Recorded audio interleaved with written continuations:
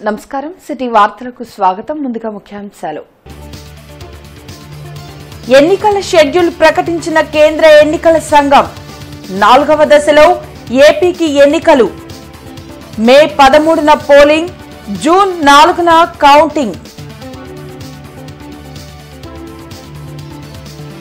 TDP legal cell ఆధ్వర్యంలో general election summit.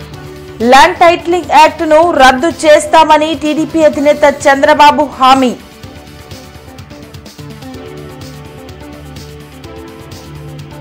మొత్తం assembly, parliament స్థానాలను ప్రకటించిన వైసీపీ అధిష్టానం. సామాజిక న్యాయం పాటించామన్న ఆ పార్టీ అధినేత సీఎం జగన్.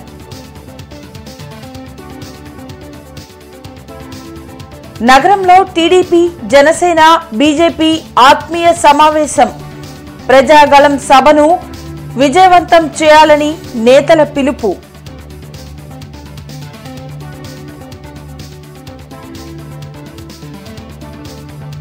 ఘనంగా అమరజీవి పొట్టి శ్రీరాములు జయంతి కార్యక్రమాలు. నివాళులర్పించిన పలు పార్టీల నేతలు. దేశవ్యాప్తంగా సార్వత్రిక ఎన్నికల నగారా మోగింది. లోక్సభ ఎన్నికలతో పాటు 4 రాష్ట్రాల అసెంబ్లీ ఎన్నికలకు కేంద్ర ఎన్నికల సంఘం షెడ్యూల్ విడుదల చేసింది. ఆంధ్రప్రదేశ్లో 175 అసెంబ్లీ, 25 పార్లమెంటు స్థానాలకు ఒకే విడతలో ఎన్నికలు నిర్వహించనున్నట్లు కేంద్ర ఎన్నికల ప్రధానాధికారి రాజీవ్ కుమార్ తెలిపారు. ఏప్రిల్ 18న ఏపీలో ఎన్నికల నోటిఫికేషన్ విడుదలవుతుందన్నారు. ఏప్రిల్ 25 వరకు నామినేషన్ల స్వీకరణ, 26న నామినేషన్ల పరిశీలన, ఏప్రిల్ 29 వరకు నామినేషన్ల ఉపసంహరణకు అవకాశం కల్పించినట్లు వెల్లడించారు. మే 13న పోలింగ్, జూన్ 4న కౌంటింగ్ నిర్వహించనున్నట్లు కేంద్ర చీఫ్ ఎన్నికల కమిషనర్ రాజీవ్ కుమార్ పేర్కొన్నారు. 4th फेज में 18 अप्रैल को गजट नोटिफिकेशन होगा और date of polling would be 13th of May. Date of counting in the entire country would be 4th of June for all by-elections, for the assembly elections, for the parliamentary elections. इसका map कुछ इस तरह का दिखाई देगा. इस समय तक हम इसमें Telangana, Andhra, Orissa would start, and by that time, other than that, entire South India would be complete, entire Western India would be complete, Northeast would be complete. ఆంధ్రప్రదేశ్లో 46,000కు పైగా పోలింగ్ కేంద్రాల్లో ఎన్నికలను నిర్వహించేందుకు చర్యలు చేపట్టినట్లు రాష్ట్ర ఎన్నికల ప్రధానాధికారి ముఖేష్ కుమార్ మీనా తెలిపారు. వెలగపూడి సచివాలయంలో ముఖేష్ కుమార్ మీనా మీడియాతో మాట్లాడారు. 175 అసెంబ్లీ, 25 లోక్సభ స్థానాలకు ఒకేసారి ఎన్నికలు జరుగుతున్నాయన్నారు. ఫామ్ 12 దరఖాస్తు ద్వారా 85 ఏళ్లు పైబడిన వృద్ధులు, దివ్యాంగులకు ఇంటి వద్దే ఓటు హక్కును వినియోగించుకునే అవకాశం ఉందని చెప్పారు. ఎన్నికల ప్రవర్తన నియమావళి అమలులోకి వచ్చిందని, మంత్రులు సమీక్షలు చేయకూడదని స్పష్టం చేశారు. నామినేషన్ ప్రాసెస్లో ఈసారి 1 or 2 కొత్త ప్రొవిజన్స్ పెట్టడం జరిగింది. ఆన్లైన్ నామినేషన్ చేయడానికి కూడా అవకాశం ఈసారి ఇస్తారు. సో ఆన్లైన్ నామినేషన్లో రిజిస్టర్ అయిన తర్వాత the candidate or the prospective candidate ఆ ఇన్ఫర్మేషన్ ఫిలప్ చేసిన తర్వాత ఆన్లైన్లో సబ్మిషన్ ఉండదు, కానీ ఆన్లైన్లో ఫిలప్ చేసిన తర్వాత దీన్ని ప్రింట్అవుట్ తీసుకొని ఆ నామినేషన్ ఫిజికల్గా తీసుకువెళ్ళి రిటర్నింగ్ ఆఫీసర్కి ఇవ్వాల్సి ఉంటుంది. Criminal cases under candidates, they have to publish their credentials 3 times before polling. Ante nomination file or withdrawal date nunchi within 4 days publish ante paper lo publish chesukovali, tarvata TV lo publish chesukovali. Personal ga swanta double to political parties candidate campaign chesukovachu, ఏ మీడియాలో కూడా campaign chesukovachu, but at the cost of government if something is happening that has to be immediately stopped. All the cutouts have to be removed. Government websites nunchi photos, వాళ్ళ slogans, photos, publicity material ఏమైనా ఉంటే అది కూడా government website నుంచి next 24 hours తీసేయాలి. కొత్త work sanction చేయడానికి పూర్తిగా బ్యాన్ ఉంటుంది. ఉన్న వర్క్స్ని కంప్లీట్ చేసుకోవచ్చు. వాట్ ఎవర్ సింపుల్ డెఫినేషన్ అంటే if a work is grounded it can be carried forward, it can be completed and payments can be made. But even if sanction అయింది కానీ start కాలేదు అని స్టార్ట్ చేయకూడదు. టీచర్స్ లేకపోతే election జరగదు. 70%, almost 60% staff is only teachers.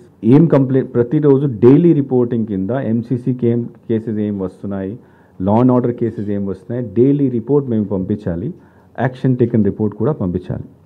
So కాబట్టి don't compare it with election commission. ఈరోజు కూడా మీరు సిఈసి గారి స్పీచ్లో విని ఉంటారు that, and I also told previously, zero violence అయితే ఆ concern SP has to take responsibility. అమరజీవి పొట్టి శ్రీరాములు జయంతిని తాడేపల్లిలోని సీఎం క్యాంప్ కార్యాలయంలో నిర్వహించారు. పొట్టి శ్రీరాములు చిత్రపటానికి ముఖ్యమంత్రి వైఎస్ జగన్మోహన్ రెడ్డి పుష్పాంజలి ఘటించి నివాళులర్పించారు. సీఎంతో పాటు ఎమ్మెల్యేలు చెవిరెడ్డి భాస్కర్ రెడ్డి, వెల్లంపల్లి శ్రీనివాసరావు ఉన్నారు.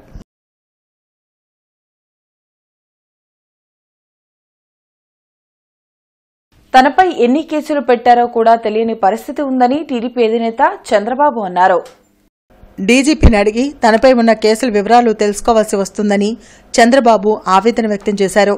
సీఎం జగన్ దుర్మార్గపు ఆలోచనలతో రాష్ట్రాన్ని నాశనం చేశారని మండిపడ్డారు. మంగళగిరిలోని టీడీపీ కేంద్ర కార్యాలయంలో తెలుగుదేశం పార్టీ లీగల్ సెల్ ఆధ్వర్యంలో జనరల్ ఎలక్షన్ సమ్మిట్ జరిగింది. ఇందులో చంద్రబాబు పాల్గొని మాట్లాడారు. న్యాయవాదులకు అన్ని విధాలా టీడీపీ, బీజేపీ, జనసేన కూటమి అండగా నిలుస్తుందన్నారు. ల్యాండ్ టైటిలింగ్ యాక్ట్ను రద్దు చేస్తామని హామీ ఇచ్చారు. రాష్ట్ర భవిష్యత్తును కాపాడటంలో న్యాయవాదులు కీలక పాత్ర పోషించాలన్నారు. ఎన్నికలంటే నేను ఇప్పటి నుంచే ప్రారంభించాను. నా మీద ఎన్ని కేసులు పెట్టారో, ఏ పోలీస్ స్టేషన్లు ఉన్నాయో కడాన డీజీపీతో సహా అందరిని అడిగి అవన్నీ వేయకపోతే ఎక్కడ అబ్జెక్షన్స్ పెడతారనే పరిస్థితికి వచ్చిందంటే దొంగ కేసులు ఎన్ని పెట్టాలనో అన్ని పెట్టే పరిస్థితికి వచ్చారు. నామినేషన్ వేయాలంటే ప్రతి ఒక్క అభ్యర్థి మామూలుగా ఒకప్పుడు ఎలక్షన్ అంటే ప్రజలు అడుక్కోవాలి, ఇప్పుడు ఎలక్షన్లు అంటే ఆఫీసర్లు అడుక్కొని నా మీద ఎన్ని కేసులు చెప్పరా బాబు అని అడుక్కునే పరిస్థితి తీసుకొచ్చేశారు. లాయర్స్ కూడా స్వర్ణ యుగాన్ని తలపించే విధంగా పనులు చేసే బాధ్యత ఈ అలయన్స్ మేము తీసుకుంటాం. ఏదైతే ఇప్పుడు వచ్చిన చట్టం, కొత్త చట్టం ఒకటి తీసుకొచ్చాడు దుర్మార్గమైన ముఖ్యమంత్రి, ల్యాండ్ టైటిలింగ్ యాక్ట్ అంట. ఈ ల్యాండ్ టైటిలింగ్ యాక్ట్ అయితే నాకైతే ఇంతవరకు అర్థం కాల. 15 ఏళ్ళ నుంచి నేను ముఖ్యమంత్రిగా 14 ఏళ్ళున్నా, 45 ఏళ్ళు రాజకీయంలో ఉన్నా. నిన్నే చెప్పాను నేను ఒక మాట, ఒక దుర్మార్గుడి చేతల్లో టెక్నాలజీ ఉంటే ఏ విధంగా ఇబ్బందులు వస్తాయో ఈ పరిపాలన ఒక ఉదాహరణ. రాష్ట్ర భవిష్యత్ కోసం టీడీపీ, జనసేన, బీజేపీ పొత్తుతో రానున్న ఎన్నికల్లో పోటీ చేస్తున్నట్లు బీజేపీ రాష్ట్ర అధ్యక్షులు పురంధేశ్వరి, టీడీపీ రాష్ట్ర అధ్యక్షులు Atchannaidu, Janasena PAC chairman Nadendla Manohar, BJP జాతీయ ప్రధాన కార్యదర్శి వినోద్ దావడే అన్నారు. రానున్న ఎన్నికల్లో కూటమి గెలుపు కోసం 3 పార్టీలకు సంబంధించిన కార్యకర్తలు కలిసి పనిచేయాలని కోరారు. జేకేసీ కళాశాల రోడ్లో జరిగిన టీడీపీ, జనసేన, బీజేపీ ఆత్మీయ సమావేశంలో పురంధరేశ్వరి, అచ్చెన్నాయుడు, నాదెండ్ల మనోహర్, వినోద్ దావడే పాల్గొన్నారు. కార్యక్రమంలో 17వ తేదీన చిలకలూరిపేటలో ప్రధానమంత్రి నరేంద్ర మోడీ పాల్గొనున్న ప్రజాగళం సభ ఏర్పాట్లపై చర్చించారు. బొప్పూడి గ్రామంలో కూటమి ఆధ్వర్యంలో జరగనున్న సభలో ప్రజలు పెద్ద సంఖ్యలో పాల్గొని జయప్రదం చేయాలని కోరారు. రాష్ట్రంలో జరుగుతున్న దుర్మార్గపు పాలనను తరిమికొట్టే కార్యక్రమానికి మోడీ సభతో నాంది పలకాలని కోరారు. రాష్ట్రాన్ని మళ్లీ పునర్నిర్మించుకోవాలంటే ఎన్నికల్లో కూటమిని గెలిపించాలన్నారు. చిలకలూరిపేటలో జరిగే సభను చూసి వైసీపీ నాయకులకు వణుకు పుట్టాలన్నారు. కార్యక్రమంలో టీడీపీ నాయకులు పెమ్మసాని చంద్రశేఖర్, పశ్చిమ నియోజకవర్గ ఎమ్మెల్యే అభ్యర్థి గల్లా మాధవి, తూర్పు నియోజకవర్గ ఎమ్మెల్యే అభ్యర్థి మహమ్మద్ నసీర్, తాడుకొండ నియోజకవర్గ ఎమ్మెల్యే అభ్యర్థి తెనాలి శ్రావణ్ కుమార్ తదితరులు పాల్గొన్నారు. ఎంత ఉత్సాహంగా నేను 5-6 రోజుల నుంచి క్లోజ్గా చూస్తున్నాను. ఎంత ఉత్సాహంగా గ్రామాలు పల్లెలు కూడా రావడానికి సిద్ధపడుతున్నారు. మనకు కావలసినటువంటి రవాణా సౌకర్యం ఏర్పాటు చేయగలిగితే రేపు అసలు ఊహకందదు. రేపు జరిగినటువంటి సభ నవ్వుతో నా భవిష్యత్తు ఇంతవరకు ఆంధ్రప్రదేశ్ రాష్ట్రంలో ఎప్పుడూ జరగలేదు, భవిష్యత్తులో జరగని విధంగా జరుగుతుందని చెప్పి నేను భావిస్తున్నాను. దానికి అందరం కలిసికట్టుగా రేపు సభని విజయవంతం చేద్దాం. దానికి మీ అందరూ కూడా సహకరించాలని చెప్పి ఈ సందర్భంగా తెలియజేస్తూ, అధ్యక్షులు తీసుకున్నటువంటి నిర్ణయాన్ని గౌరవిస్తూ ఆ నిర్ణయానికి కట్టుబడి ఈ కూటమి గెలుపుకి ప్రతి ఒక్కరూ కూడా కృషి చేస్తారు అని చెప్పి మేమందరం కూడా గట్టిగా విశ్వసిస్తున్నటువంటి విషయం. ఎందుకంటే ఈ పొత్తు అనేది ఇవాళ రాష్ట్రంలో చాలా అవసరం అని చెప్పి కేవలం ఈ 3 రాజకీయ పార్టీలు మాత్రమే కాకుండా ప్రజలు కూడా ఎదురు చూస్తున్నటువంటి ఒక కలయిక. ఎందుకంటే రాష్ట్రం ఎదుర్కొనేటువంటి ఇబ్బందులు, ఏ విధంగా ప్రజా సంక్షేమానికి తిలోదకాలు ఇవ్వబడ్డాయో, ఏ విధంగా రాష్ట్ర అభివృద్ధి కుంటుపడిందో ప్రజలందరూ కూడా గమనిస్తున్నటువంటి నేపథ్యంలో ఈ పొత్తుని ప్రతి ఒక్కరూ కూడా స్వాగతిస్తున్నటువంటి విషయం. కనుక ఖచ్చితంగా ఈ పార్టీలకు సంబంధించినటువంటి కార్యకర్తలు ఈ నిర్ణయానికి కట్టుబడి, ఈ నిర్ణయాన్ని గౌరవిస్తూ ఈ కలయిక గెలుపుకి ప్రతి ఒక్కరూ కూడా కృషి చేస్తారని చెప్పి నేనైతే గట్టిగా విశ్వసిస్తున్నాను. ప్రధాని నరేంద్ర మోడీ గారు రేపు సాయంత్రం 4 చేరుతారు. ప్రజాగలం అనే ఈ సభకి ఇది మన ఎన్నికల శంఖారావంగా, దీనికి మీరందరూ కూడా అన్ని విధాలుగా లోతుగా ప్రతి మండలం నుంచి ప్రతి గ్రామం నుంచి ఎంతోమంది ఆసక్తి చూపిస్తున్నారు. వాళ్ళకి తగిన ఏర్పాట్లన్నీ కూడా చాలా భారీ స్థాయిలో మన పెద్దలు తెలుగుదేశం పార్టీ నేత అచ్చెన్నాయుడు గారు కూడా ప్రతిరోజు పర్యవేక్షిస్తూ ఆయన కూడా ఫాలోఅప్ చేస్తున్నారు. సో ఆయన మాట్లాడే మాటల్లో మీరు కూడా అర్థం చేసుకుని, ఈరోజు రాష్ట్రం గత 5-10 సంవత్సరాల్లో చాలా ఇబ్బంది పడిన వాస్తవం. క్యాపిటల్ కానీ, ఒక పోలవరం కానీ, ఒక రైల్వే జోన్ కానీ, ఒక ఉద్యోగాలు కానీ ఎన్నో ఇబ్బందులు పడుతున్నాం. బీజేపీ వారు మీరందరూ కలిసి వచ్చారు, అంతా మీ భూమి అంతా మీ చేతుల్లోనే ఉంది. మీరు అయోధ్యను నిర్మించినట్టుగా ఈ ఆంధ్రప్రదేశ్ అభివృద్ధి పదంలో తీసుకెళ్తారని, దానికి మేము ఎంత సహాయ సహకారాలు కావాలన్నా మేము అందిస్తామని, అదేవిధంగా మీరు ఇక్కడికి వచ్చినటువంటి ఉత్సాహం ప్రజా సమస్యలను తీర్చడంలో కూడా తీసుకుంటారని నేను ఆశిస్తూ అందరికీ కృతజ్ఞతలు తెలుపుకుంటున్నాను. Thank you. వైసీపీ అధినేత సీఎం జగన్ 175 అసెంబ్లీ 25 పార్లమెంట్ అభ్యర్థుల పేర్లను ప్రకటించారు. గత ఎన్నికలలాగా ఈసారి కూడా ఇడుపులపాయలోని వైఎస్ ఘాట్ వద్ద ఒకేసారి అభ్యర్థుల వివరాలు వెల్లడించారు. విడతల వారీగా నియోజకవర్గ సమన్వయకర్తలు నియమించిన వైసీపీ అధినేత జగన్ తాజాగా మొత్తం ఎమ్మెల్యే, ఎంపీ అభ్యర్థులను ప్రకటించారు. ఇడుపులపాయలో అభ్యర్థుల పేర్లను ధర్మన ప్రసాదరావు, నందికం సురేష్ వెల్లడించారు.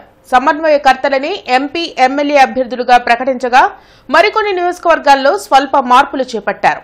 ఉమ్మడి గుంటూరు జిల్లాలో అభ్యర్థుల వివరాలు ఇలా ఉన్నాయి. గుంటూరు తూర్పు నూరి ఫాతిమా, గుంటూరు పశ్చిమ విడుదల రజని, తాడికొండ సుచరిత, ప్రత్తిపాడు కిరణ్ కుమార్, మంగళగిరి మురుగుడు లావణ్య, తెనాలి అన్నావత్తిన శివకుమార్, పొన్నూరు అంబటి మురళీకృష్ణ కాగా, సత్తెనపల్లి అంబటి రాంబాబు, పెదకూరపాడు నంబూరు శంకర్రావు, చిలకలూరుపేట కావటి మనోహర్ నాయుడు, నస్రాపేట గోపిరెడ్డి శ్రీనివాసరెడ్డి, వినుకొండ బొల్ల బ్రహ్మనాయుడు, గురజాల కాసు మహేష్ రెడ్డి, మాచర్ల పిన్నెల్లి రామకృష్ణారెడ్డి, వేమూరు అశోక్ బాబు, బాపట్ల కోన రఘుపతి, రేపల్ల డాక్టర్ ఈవూర్ గణేష్లను అభ్యర్థులుగా నియమించారు. అదేవిధంగా ఇక పార్లమెంట్ నియోజకవర్గాలలో గుంటూరు కిలారి రోసయ్య, నస్రాపేట అనిల్ కుమార్ యాదవ్, బాపట్ల నందికం సురేష్లను ప్రకటించారు. టీడీపీ, జనసేన, బీజేపీ కూటమి ఆధ్వర్యంలో అమరజీవి పొట్టి శ్రీరాములు జయంతి వేడుకలు ఘనంగా జరిగాయి. హిందూ కళాశాల కూడలి వద్ద జరిగిన పొట్టి శ్రీరాములు జయంతి కార్యక్రమంలో టీడీపీ నాయకులు పెమ్మసాని చంద్రశేఖర్, పశ్చిమ నియోజకవర్గ ఎమ్మెల్యే అభ్యర్థి గల్లా మాధవి, తూర్పు నియోజకవర్గ ఎమ్మెల్యే అభ్యర్థి మహమ్మద్ నసీర్ పాల్గొని పొట్టి శ్రీరాములు విగ్రహానికి పూలమాలలు వేసి నివాళులర్పించారు. దృఢ సంకల్పానికి ఉదాహరణ పొట్టి శ్రీరాములు అని, రానున్న రోజుల్లో రాజకీయ నాయకులు పొట్టి శ్రీరాములు ఆశయ సాధన కోసం కృషి చేయాలని కోరారు. అమరజీవి పొట్టి శ్రీరాములు త్యాగాలను భవిష్యత్ తరాలకు తెలియచేయాల్సిన అవసరం ఉందన్నారు. కార్యక్రమంలో పశ్చిమ నియోజకవర్గ TDP incharge Kovelamudi Nani, corporator Babu తదితరులు పాల్గొన్నారు. ఒక దృఢమైన సంకల్పం ఒక వ్యక్తికి ఉంటే అది ఆ వ్యక్తిని ఎంత దూరం వరకు తీసుకువెళ్తుంది అనేటువంటి దానికి ఉదాహరణ పొట్టి శ్రీరాములు గారు. మరి ఈ రోజున ఆంధ్ర రాష్ట్రం ఇలా విడిగా ఒక ఆత్మాభిమానంతో బతుకుతూ ఉంది అంటే అది వారు చేసినటువంటి త్యాగం.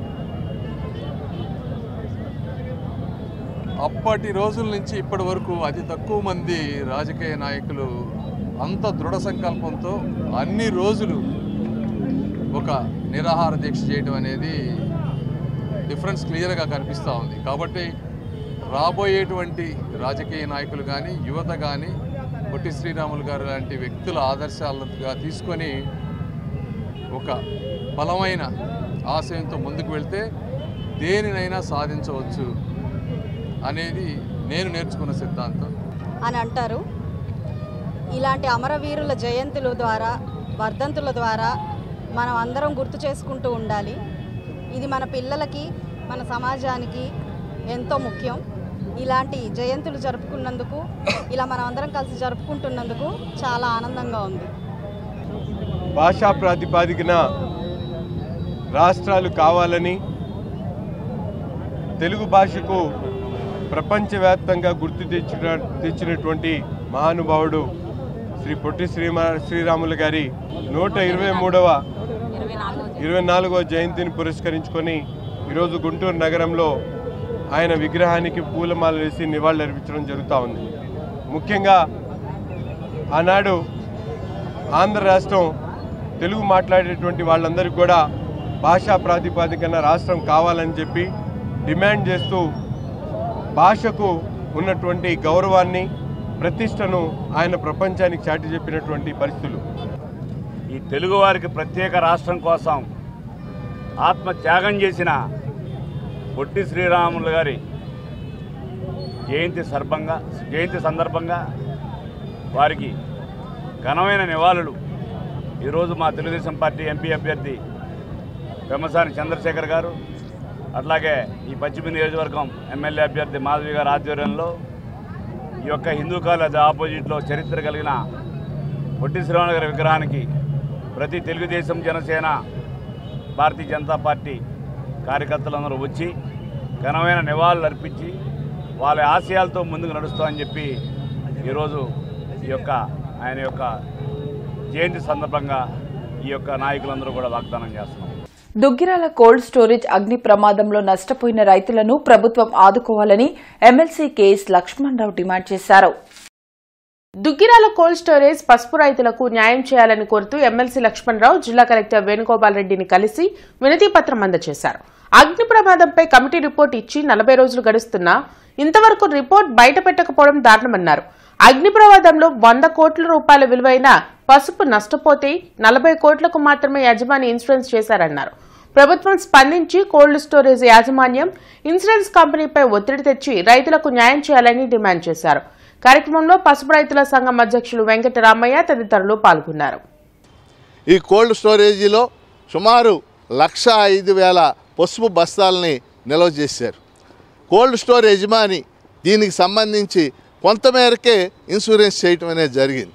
క్వింటాలు 5,000 ఉన్నప్పుడు ఆయన ఇన్సూరెన్స్ చేశాడు, అది కూడా సమగ్రంగా చేయలేదు. కానీ కోల్డ్ స్టోర్ యజమాని ఎప్పుడు కూడా ఫ్లోటింగ్ ఇన్సూరెన్స్ చేయాలి. ఈరోజు క్వింటాలు సుమారు 12 నుంచి 13,000 ఉంది.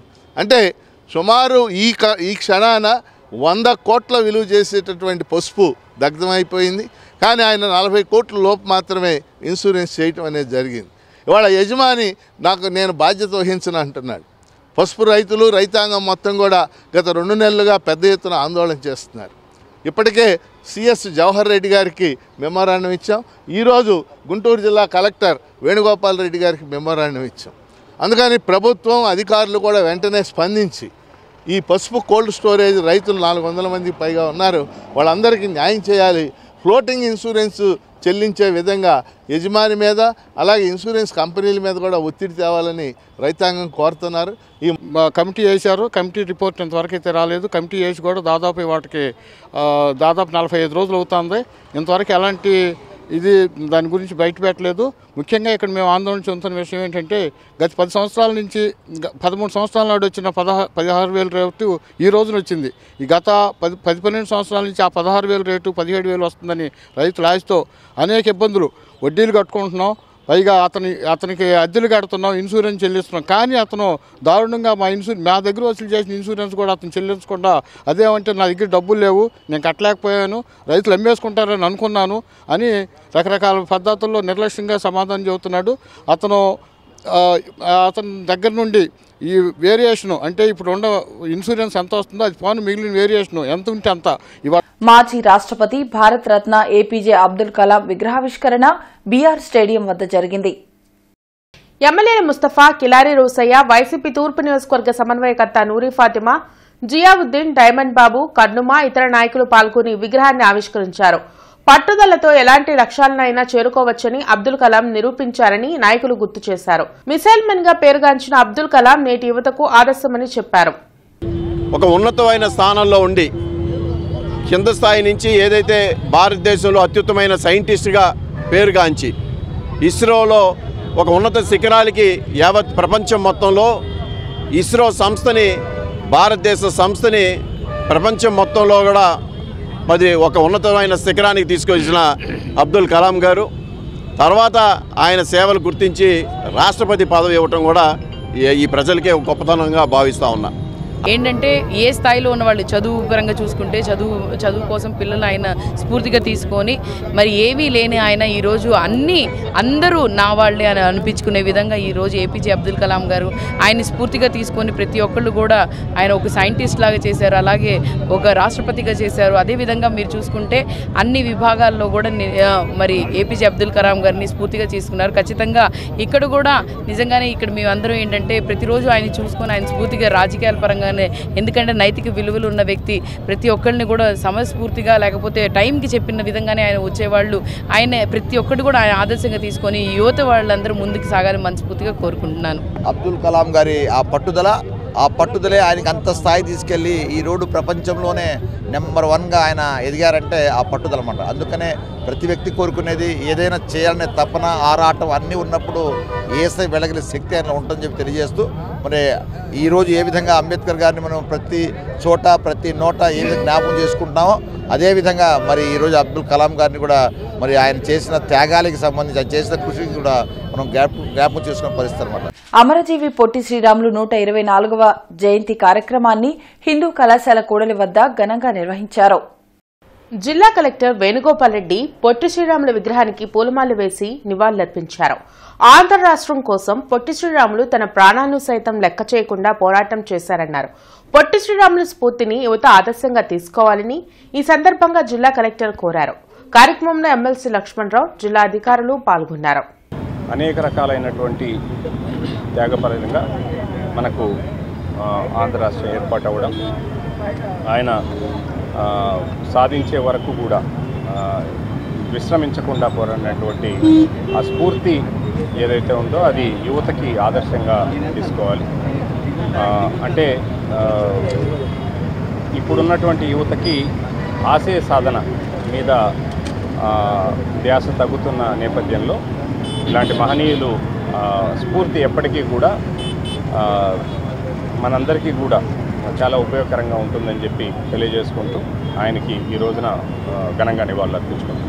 సిపిఐ ఎంఎల్ న్యూ డెమోక్రసీ నేత కామ్రేడ్ బ్రహ్మయ్య సంస్మరణ సభ అంబేద్కర్ భవన్లో జరిగింది.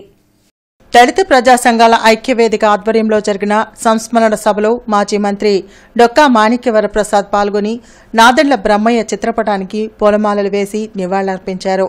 బ్రహ్మయ్య లాంటి వ్యక్తుల మరణాలను ఆపాలంటే హత్యకు పాల్పడిన వారిని వెంటనే అరెస్టు చేసి శిక్ష పడేలా అధికారులు పనిచేయాలన్నారు. హంతకులకు శిక్ష పడేలా ప్రజా సంఘాల నాయకులు పోరాటం చేయాలన్నారు. ప్రజాసేవ చేసిన బ్రహ్మయ్య ఆత్మకు శాంతి చేకూరాలని డొక్కా మాణిక్యవరప్రసాద్ వేడుకున్నారు. కార్యక్రమంలో కమ్యూనిస్ట్, దళిత, ప్రజా సంఘాల నాయకులు తదితరులు పాల్గొన్నారు. మీరంతా ఒక ఫ్యాక్ట్ ఫైండింగ్ టీం ఏర్పడి ఒక ఛార్జ్ షీట్ ఫైల్ చేసి ఒక లీగల్ టీం కాన్స్టిట్యూట్ చేసి బ్రహ్మయ్య హత్య నేరస్తులకి శిక్ష పడే విధంగా కంటిన్యూస్గా దాన్ని మానిటర్ చేయాలి. లేకపోతే వాళ్ళు ఎవరు మళ్ళీ బయలు తెచ్చుకుంటారు, మళ్ళీ ఇంకొకరు చదువుతారు. కాబట్టి దాని విషయం ప్రత్యేక శ్రద్ధ వహించకపోతే మీరు ఇలా సంతాన సభలు పెట్టుకుంటే మీకు ఇంకొక కార్యక్రమం ఉండదు.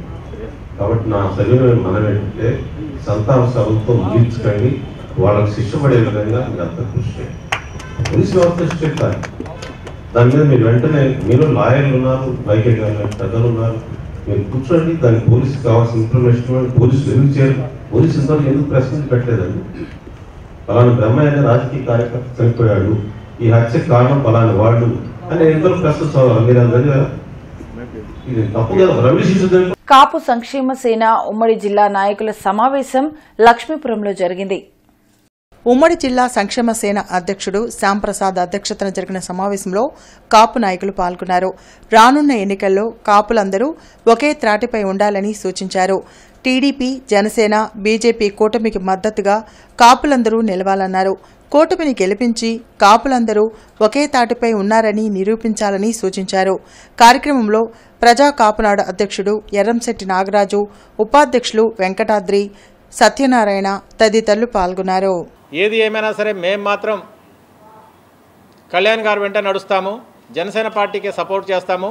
జనసేన పార్టీతో పాటు జనసేన పార్టీ టీడీపీ బీజేపీతో అలయన్స్లో ఉంది కాబట్టి మేము కూడా టీడీపీ బీజేపీకి కాపు సంక్షేమ సేన కాపులందరూ కూడా సపోర్ట్ చేస్తారని చెప్పడం జరిగింది ఆల్రెడీ.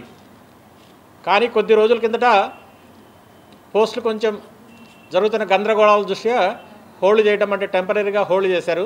దాని గురించి ఒకసారి అందరితో చర్చించి ముందుకు ఎలా వెళ్ళాలి. ఎందుకంటే ఎలక్షన్స్ టైం వచ్చింది. అందరూ కూడా ఇప్పటిదాకా కూడా మనము జిల్లాలో, నియోజకవర్గాల్లో, మండలాల్లో, విలేజ్ లెవెల్లో కాపు సంక్షేమ సేన తరపున కమిటీలు వేసి అందరూ యాక్టివ్గా పనిచేయడం జరిగింది.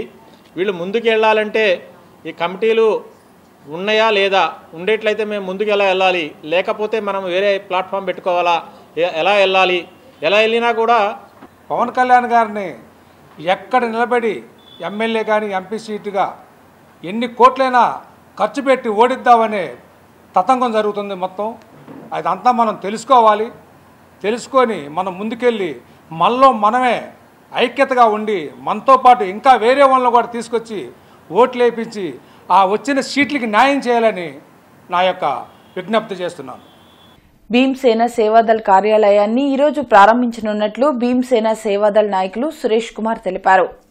లాడ్జీ సెంటర్లో నూతనంగా ఏర్పాటు చేసిన కార్యాలయాన్ని దళిత నాయకులు ప్రారంభిస్తారని సురేష్ తెలిపారు. దళితుల సమస్యల పరిష్కారం కోసం, పోరాటాల కార్యాచరణ కోసం కార్యాలయం ఉపయోగపడుతుందన్నారు. కార్యాలయ ప్రారంభ కార్యక్రమంలో ప్రజలు పాల్గొని జయప్రదం చేయాలని కోరారు. భీమసేన కార్యాలయము మొదలు పెడుతున్నాము. ఆ ప్రారంభానికి అందరు రావాలని కోరుకుంటున్నాము. అట్లాగే ఈ సంఘంతో పాటు schedule caste employees welfare association దీన్ని కూడా స్టార్ట్ చేస్తున్నాము. ఆంధ్రప్రదేశ్ మరియు తెలంగాణలో మా సంఘాలు ఉన్నవి. అయితే షెడ్యూల్ క్యాస్ట్కి సంబంధించిన ఎన్నో అన్యాయాలు జరుగుతున్నాయి. కావున ఈ అన్యాయాలన్నింటినీ మేము ఏ విషయంలో కూడా అన్యాయం జరగకుండా వాళ్ళ కోసం మేము సపోర్ట్ ఉండి మా యొక్క హక్కుల్ని మేము శ్రీనివాసరావు తోటలోని 60 అడుగుల రోడ్లోని గాజు గ్లాసు దిమ్మె వద్ద జనసేన పార్టీ అధికార ప్రతినిధి ఆళ్లహరి బాణాసంచా కాలుస్తూ స్వీట్లు పంపిణీ చేశారు. ఈ సందర్భంగా ఆళ్లహరి మాట్లాడుతూ మే 13న జరగనున్న ఎన్నికల్లో టీడీపీ, బీజేపీ, జనసేన ఉమ్మడి ప్రభుత్వాన్ని ప్రజలు ఎన్నుకొని రాష్ట్రాన్ని రక్షించాలని కోరారు. ఈ కార్యక్రమంలో సోమి ఉదయ్ కుమార్, సయ్యద్ షర్ఫుద్దీన్, గడ్డం రోషయ్య తదితరులు పాల్గొన్నారు. ఈ సందర్భంగా గత 5 సంవత్సరాలుగా ఈ వైసీపీ పరిపాలనలో ఎవరైతే ఇబ్బందులు పడతా ఉన్నారో, వైసీపీ నేతల అరాచకాలకు, దుర్మార్గాలకు, అరాచకాలకు, అవినీతికి, దోపిడీకి గురవుతా ఉన్నారో వాళ్ళందరూ కూడా ఈ రోజుతో విముక్తి అవుతా ఉన్నారు. ముఖ్యంగా ఎప్పుడైతే ఈ రాష్ట్రంలో వైసీపీ ప్రభుత్వం అధికారంలోకి వచ్చిందో, జగన్మోహన్ రెడ్డి ముఖ్యమంత్రిగా ప్రమాణ స్వీకారం చేశాడో ఆ రోజు నుంచి ఈ రోజు వరకు కూడా రాష్ట్రానికి దరిద్రం పట్టుకుంటా ఉంది. ఎప్పుడైతే ముఖ్యంగా జగన్మోహన్ రెడ్డి శాడిజానికి ఈ రోజు రాష్ట్రంలో ప్రతి ఒక్కరు కూడా, ప్రతి ఒక్క వర్గం కూడా, అన్ని కులాల వారు, అన్ని మతాల వారు, వ్యాపారస్తులు, ఉద్యోగులు, నిరుద్యోగులు, అన్ని రకాల వ్యవస్థలు కూడా చిన్నాభిన్నం అయిపోయినాయి. వాళ్ళందరూ బాధపడుతూ ఉన్నారు. ఈ రోజుతో ఎప్పుడైతే ఈ రాష్ట్రంలో ఎన్నికల కోడ్ అమలవుతుందో అప్పటి నుంచి కూడా వాళ్ళందరూ కూడా విముక్తి పొందారు. ఎన్నికల కోడ్ వచ్చిన సందర్భంగా సెక్టార్ అధికారులు, ఎంసీసీ అధికారులతో కమిషనర్ కీర్తి సమీక్షా సమావేశం నిర్వహించారు. ఈ సందర్భంగా కమిషనర్ మాట్లాడుతూ ఎన్నికల కోడ్ మేరకు 24 గంటల్లో నగరంలోని ప్రభుత్వ ఆస్తులపై గల అన్ని రకాల వాల్ రైటింగ్లు, పోస్టర్లు, కటౌట్లు, హోర్డింగ్లు, బ్యానర్లు, జెండాలు తొలగించాలన్నారు. బహిరంగ ప్రదేశాలు, బస్టాండ్లు, రైల్వే స్టేషన్లు, రైల్వే, రోడ్డు వంతెనలు, ప్రభుత్వ బస్సులు, విద్యుత్ స్తంభాలు, మున్సిపల్ సమావేశ ప్రదేశాల్లోని అన్ని రకాల రాజకీయపరమైన అడ్వర్టైజ్మెంట్స్, వాల్ రైటింగ్లు, పోస్టర్లు, కటౌట్లన్నింటినీ వెంటనే తొలగించాలని ఆదేశించారు. వాటర్ ట్యాంకులు, పారిశుద్ధ వాహనాలు మరియు నగరపాలక సంస్థ వాహనాలపై కూడా రాజకీయ గుర్తులతో కూడిన స్టిక్కర్లు ఉంటే తొలగించాలన్నారు. ఇవి ఇప్పటి వరకున్న అప్డేట్స్. మరిన్ని అప్డేట్స్తో మళ్ళీ కలుద్దాం. అంతవరకు సెలవు. నమస్కారం.